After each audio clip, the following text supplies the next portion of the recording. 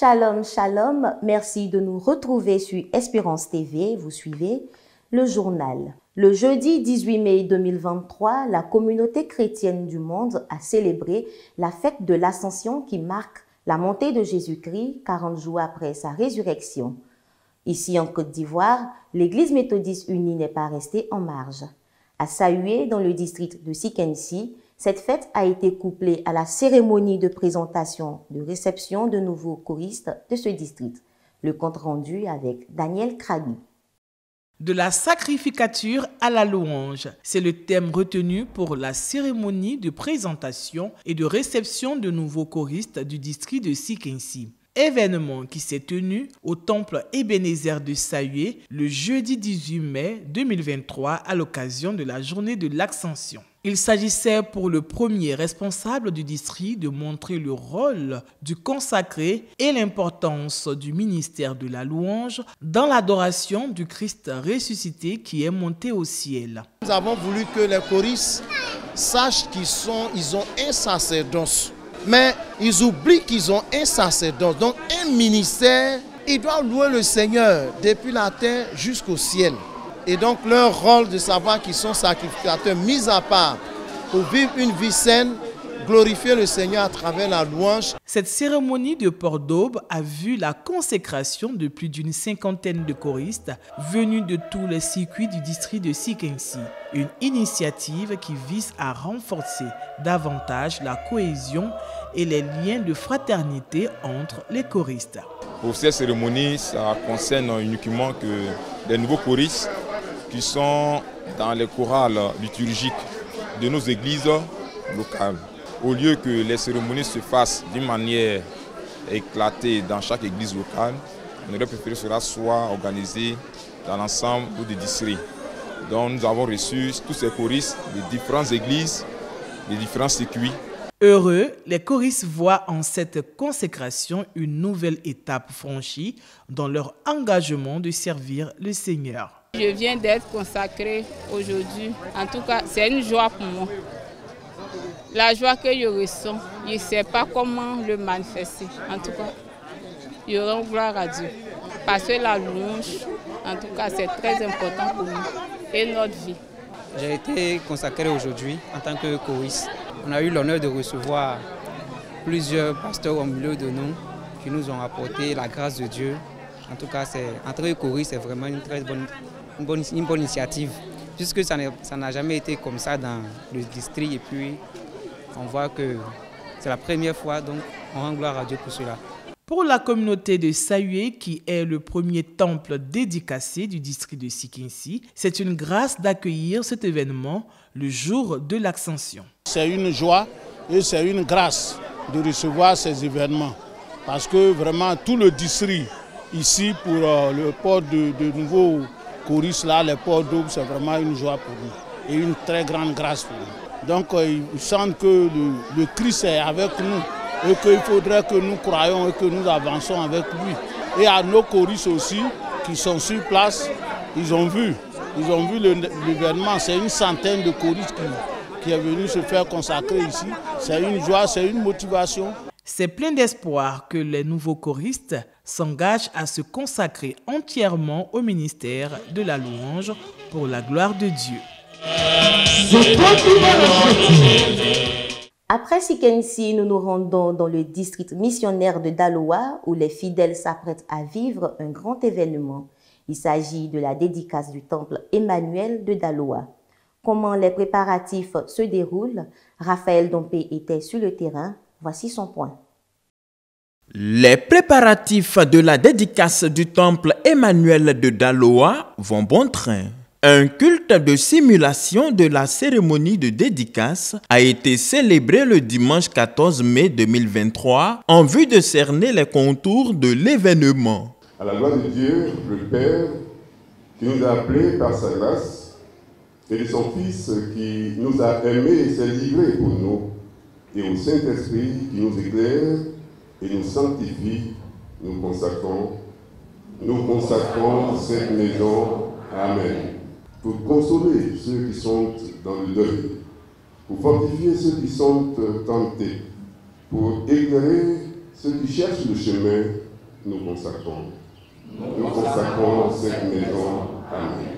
Pour l'histoire, c'est en 1985 que la communauté Emmanuel de Daloa a vu le jour. La première pierre de l'édifice a été posée en 1991. Une communauté constituée en majorité d'allogènes pour la plupart, des fonctionnaires venus dans la ville pour des raisons professionnelles. C'est plusieurs générations qui sont passées. Depuis 1985, je veux d'abord rendre un vibrant hommage à tous les fonctionnaires. En tant qu'enfants de Dieu, en tant que chrétiens, ne voulant pas rester dans leur maison, se sont réunis pour fonder l'église méthodiste. Avec cette première génération de fidèles méthodistes, de chrétiens méthodistes, qui se sont organisés jusqu'à ce que nous arrivons ici, sur ce site que nous avons ici dans le quartier Lobia à Daloa. La dédicace, c'est un plan de Dieu, c'est un plan d'amour. La dédicace, c'est un temple qui le veut. C'est une grâce. On ne pensait pas un jour que ce temple pouvait être dédicacé. Il y avait des pasteurs qui sont succédés. Et depuis qu'on a lancé cette dédicace, on voit des gens qui donnent sans réserve. On n'a pas pris de crédit pour faire cette dédicace-là. On a eu des difficultés, mais Dieu, de 1991 jusqu'à 2023, si on peut dédicacer cette dédicace, c'est aussi une grâce.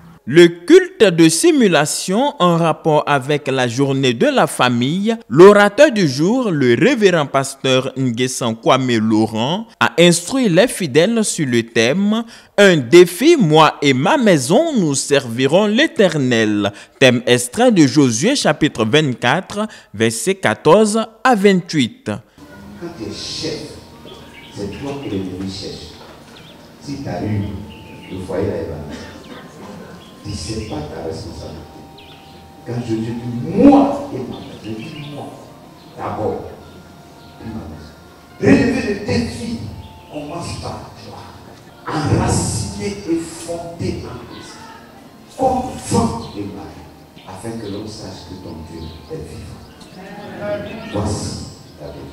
Au cours du culte, des t-shirts et le pagne choisi comme uniforme de la dédicace du temple ont été présentés au peuple de Dieu. Des dons en numéraire ont été apportés afin d'aider à l'achèvement des travaux de construction. L'animation du culte a été assurée par la chorale Fusion, Emmanuel de Daloa et la chorale méthodiste venue d'Issia. Autre information dans ce journal, l'Institut de théologie d'Abadien-Doumé a organisé récemment des journées portes ouvertes pour se rapprocher davantage des populations. Journées qui ont été meublées par plusieurs activités. Un reportage signé Emmanuel Abalé.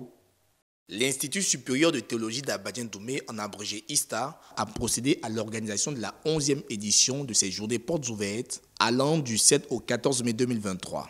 Plusieurs activités ont meublé ces journées, à savoir un culte de lancement, une visite des locaux, une démonstration des cours en hébreu, en grec, un match de football, un concert de louanges et un culte de clôture. Rapprocher les fidèles méthodistes des réalités quotidiennes des étudiants pasteurs et les sensibiliser à un soutien holistique de ceux-ci, telle est entre autres la vision assignée à ces journées. Les chantres, les chorales ont répondu à notre appel et le peuple de Dieu a été édifié. C'est une joie. Et nous voulons rendre grâce à Dieu. Bénis le nom de l'Éternel qui a rendu possible ces instants. L'Institut supérieur de théologie d'Abadien-Doumé mérite de continuer de vivre. Mesdames et messieurs, vous êtes désormais imprégnés de nos réalités. Je vous exhorte vivement à mettre davantage votre énergie auprès de vos connaissances afin que l'ISTA continue de vivre. Ce message bien perçu par les laïcs présents, à l'instar de l'EMUCI Temple Bethel de Tabord et de l'EMUCI Temple Bethel d'Abadien-Kouté, qui ont fait des dons aux étudiants pasteurs. C'est une bonne initiative parce que en cela, ça permet aux élèves pasteurs de se divertir un peu. La première fois que je participe, et depuis hier, nous étions ici, vraiment c'était intéressant. Nous allons toujours penser que c'était vraiment de la responsabilité des églises d'accompagner l'ISTA, et c'est en ce sens que nous avons pris un engagement pour être partenaires. Selon le révérend pasteur Francis Amari, représentant de la hiérarchie de l'ISTA, par ailleurs président de la journée porte ouverte, Ce programme académique est une invitation à prendre soin des siens, comme le recommande Josué chapitre 24, les versets 14 à 28. La maison de Dieu, c'est nous. La maison que nous constituons, c'est très important. Nous sommes tous au service de Dieu. Moïse a été au service de Dieu. Tous ceux qui lui ont succédé ont été au service de Dieu. Et Dieu ne l'a pas abandonné dans le service lui seul. Il a été toujours avec lui. Dans ce service, ce qui nous est demandé, c'est la fidélité à Dieu et la fidélité aux autres que nous servons. Notons que l'ISTA encadre à ce jour 29 étudiants pasteurs, dont 22 hommes et 7 femmes, repartis dans les différents niveaux de la licence. Une triste nouvelle dans cette édition, le révérend pasteur Hector Gédéon Brou Kokobou a été inhumé ce vendredi 19 mai 2023 à Oreskoroubou, son village natal, après la levée de corps qui a eu lieu à l'hôpital méthodiste de Dabo. Décédé le 26 avril 2023 des suites de maladie, le révérend pasteur était un ouvrier inlassable au service de Christ. Il était en fonction dans le district de Bongwanou en tant que surintendant délégué. Il laisse derrière lui une veuve, 2 filles et toute une communauté. Le révérend pasteur Hector Kokobou a été conduit à sa dernière demeure en présence de nombreux fidèles et le corps pastoral de l'Église avec à sa tête le bishop Benjamin Boni, président de la conférence annuelle de l'Église méthodiste unie Côte d'Ivoire. Espérance TV présente ses condoléances à tout le corps pastoral, au peuple de Dieu, ainsi qu'à la famille éplorée. Voilà, c'est ici que nous fermons les pages de ce journal. Merci à vous de l'avoir suivi. Agréable week-end et que Dieu vous bénisse.